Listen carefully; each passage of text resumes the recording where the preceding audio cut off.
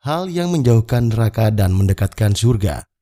Dalam kitab Al-Mawa'idz Al-Usfuriyah hadis yang kelima, dari Abu Dzar Al-Ghifari RA berkata, aku bertanya, wahai Rasulullah, ajarilah aku amalan yang mendekatkanku ke surga dan menjauhkanku dari neraka.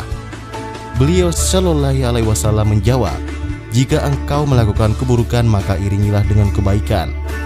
Aku bertanya, apa perkataan la ilaha illallah termasuk kebaikan? Beliau Shallallahu Alaihi Wasallam menjawab, ya, dia la ilaha illallah termasuk kebaikan yang paling baik. Tentang hal ini ada sebuah cerita, bahwasanya ada seorang lelaki sedang wukuf di Arafah. Di tangannya ada 7 batu.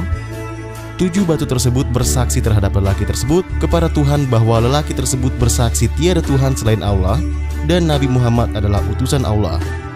Kemudian lelaki tersebut tidur dan melihat dalam mimpi seakan-akan hari kiamat telah tiba. Dia telah dihisab dan dia harus masuk neraka. Maka malaikat membawanya. Ketika mereka pergi dan sampai di pintu neraka, tiba-tiba ada sebuah batu dari batu-batu tersebut terlempar ke pintu mereka. Malaikat azab kemudian berkumpul dan mengangkatnya, namun mereka tidak mampu mengangkat batu tersebut. Lantas berjalanlah menuju pintu yang lain dan tiba-tiba di pintu tersebut ada sebuah batu yang lain dari 7 batu tersebut dan malaikat tidak mampu mengangkatnya. Hingga menyusuri 7 pintu neraka dan pada tiap pintu terdapat sebuah batu dari batu-batu tersebut. Kemudian berjalanlah hingga sampai di bawah arsy dan malaikat bertanya, wahai Tuhan kami, engkau mengetahui terhadap urusan hambamu dan kami tidak menemukan jalan ke neraka baginya.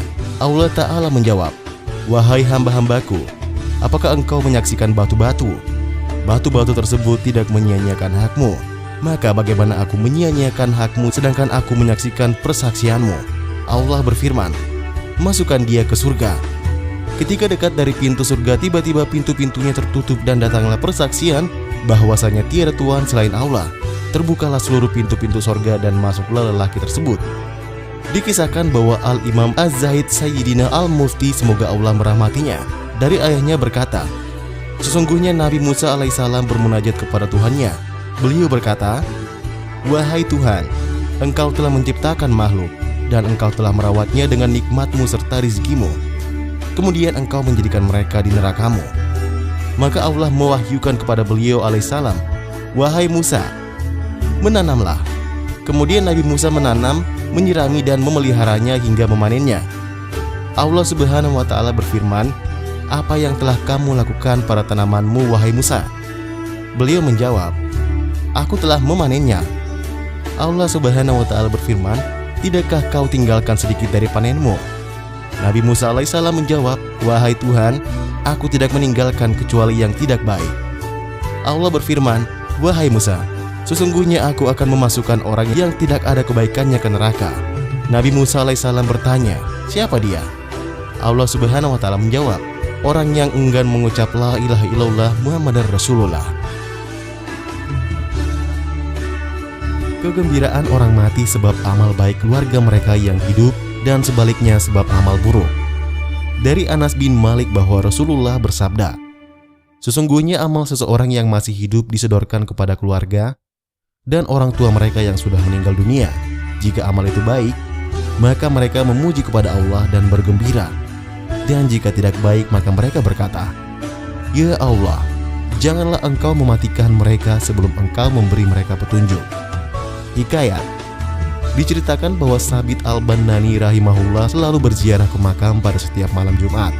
Dia selalu bermunajat kepada Allah sampai datang waktu subuh. Pada saat sedang bermunajat, dia tertidur dan bermimpi melihat semua ahli kubur keluar dari kubur mereka dengan mengenakan pakaian yang bagus dan mereka terlihat berwajah putih bersih. Kemudian mereka diberi hidangan dengan berbagai macam makanan. Di antara mereka ada seorang pemuda yang berwajah muram, berambut kusut, menampakkan hati yang sedih, mengenakan pakaian yang lusuh. Pemuda itu menundukkan kepala, air matanya mengalir dan tidak mendapatkan hidangan. Ahli kubur yang lain kembali ke kubur mereka dengan senang dan gembira, sedangkan pemuda itu kembali dengan kesedihan. Sabit bertanya, wahai pemuda, siapa kamu?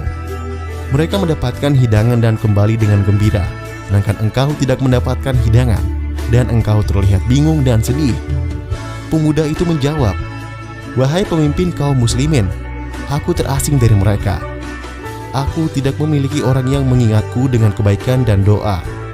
Mereka mempunyai anak, kerabat, dan keluarga yang mengingat mereka dengan doa. Kebaikan dan sedekah setiap malam Jumat, kebaikan dan pahala sedekah itu sampai kepada mereka. Aku mempunyai seorang ibu. Kami berdua berencana melaksanakan ibadah haji. Ketika sampai di kota ini, ajal pun datang menghampiri. Dan ibu menguburku di tempat ini. Lalu ibuku menikah dengan seseorang. Ia melupakanku dan tidak mengingatku dengan doa dan sedekah. Setiap waktu dan setiap saat aku sungguh berada dalam kebingungan. Sabit berkata, "Wahai pemuda, beritahu aku di mana tempat tinggal ibumu. Aku akan memberinya kabar tentang keadaanmu." Pemuda itu menjawab, "Wahai pemimpin kaum muslimin, dia tinggal di suatu tempat." Pemuda itu menyebutkan alamat ibunya. "Beritahu dia, jika ia tidak percaya kepadamu, katakanlah bahwa di sakunya terdapat 100 mitskol perak warisan dari ayahnya. Niscaya ia akan percaya kepadamu." Ketika Sabit mencari dan kemudian bertemu dengan ibu pemuda tadi, ia pun menceritakan perihal anaknya yang sudah meninggal dan uang perak yang ada di sakunya. Si ibu pun pingsan mendengar cerita itu. Setelah sadar, si ibu menyerahkan 100 mitskol perak kepada Sabit dan berkata, "Aku mewakilkan kepadamu untuk mensedekahkan dirham ini untuk anakku yang sudah meninggal." Kemudian Sabit mengambil dan mensedekahkan dirham itu. Pada malam Jumat berikutnya, Sabit berangkat untuk berziarah ke makam saudara-saudaranya. Kemudian ia tertidur dan bermimpi seperti mimpinya yang lalu. Pemuda itu terlihat mengenakan pakaian yang bagus, wajahnya ceria dan hatinya bahagia. Si pemuda berkata, "Wahai pemimpin kaum muslimin, semoga Allah menyayangimu sebagaimana engkau menyayangiku."